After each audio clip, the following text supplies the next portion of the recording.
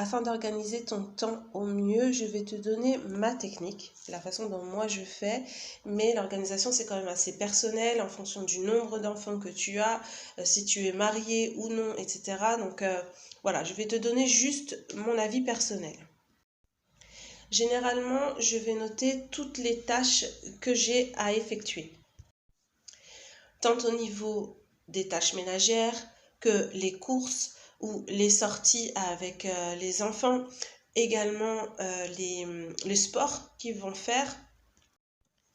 Donc je vais tout noter.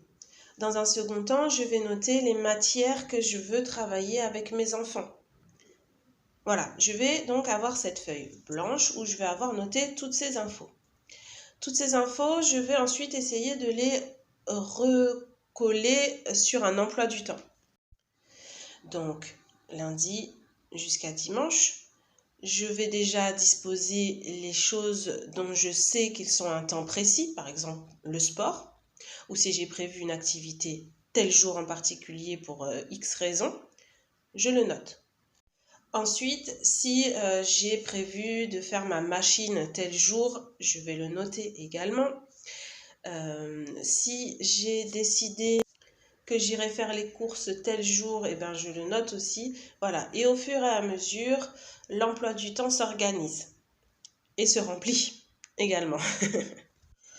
Voilà. Donc, ce que je n'ai pas dit en amont, c'est que je peux commencer de cette façon mensuellement. Ensuite, hop, je réduis à une semaine et après, je vais réduire à la journée. Si j'ai certaines routines le matin, je vais le noter le matin. Enfin, je vais le noter sur le planning. Le matin, la journée, voilà, plus en détail. S'il y a des choses que je veux maintenir absolument. Par exemple, nous, ce qu'on aime faire, c'est une petite balade matinale. Donc, on a toute une petite routine le matin qui est mise en place. Donc, on peut tout noter ou, voilà, si c'est déjà routinier, peut-être que c'est plus la peine de le faire.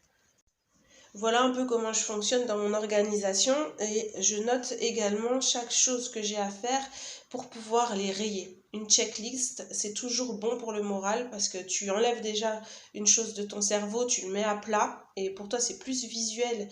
Voilà, aujourd'hui j'ai ça à faire et au fur et à mesure que c'est fait, hop, tu rayes. Et ça te soulage parce que tu dis oui, une chose de moins à faire. Super, bon il m'en reste encore 10, mais au moins on voit le positif des choses, une chose de faite. Pourquoi je te parle de cette organisation de tâches ménagères, etc. alors qu'on est en IEF? Parce qu'une maman IEF n'est pas qu'une maîtresse, entre guillemets. Hein, on a tout un tas d'autres tâches à faire et il faut bien qu'on les cale également en plus de cette organisation d'instruction. Pour ce qui est de l'emploi du temps IEF, je t'en parle dans la vidéo suivante. À tout de suite.